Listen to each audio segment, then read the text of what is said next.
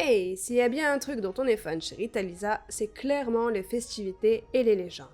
Tu le sais peut-être déjà, mais le 29 janvier prochain a lieu le Nouvel An lunaire et c'est une célébration pour laquelle la communauté chinoise de Paris, entre autres, s'active particulièrement. Cette célébration marquera le début d'une série de festivités spectaculaires, non seulement en Chine, mais aussi en Malaisie, au Vietnam, en Corée du Sud, en Indonésie, à Singapour et aux Philippines. Mais dis-moi, qu'est-ce qu'on fait à ce moment-là? Traditionnellement, qui dit nouvelle année dit grand nettoyage de printemps pour balayer la malchance et grand feu d'artifice pour éloigner les mauvais esprits. Les traditions apportées au fil des jours sont remplies de symboliques, que ce soit par la couleur rouge dominante, les plats préparés au fur et à mesure, ou encore les décorations apposées. De plus, c'est un temps à la prière, à la mémoire et aux cadeaux.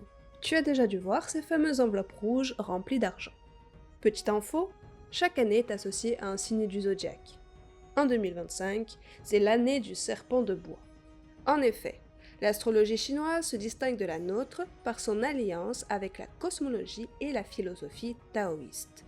Elle repose sur 12 signes, chacun étant lié à l'un des 5 éléments suivants: le feu, le métal, l'eau, la terre et le bois.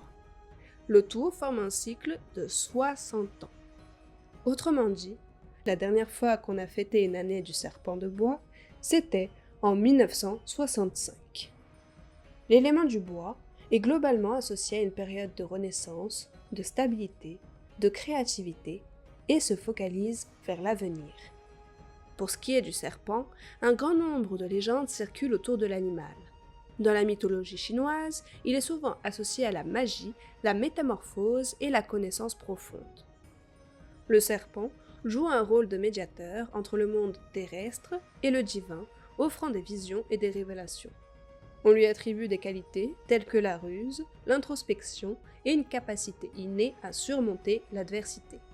Si le sujet t'intéresse, je te conseille la très populaire légende du serpent blanc.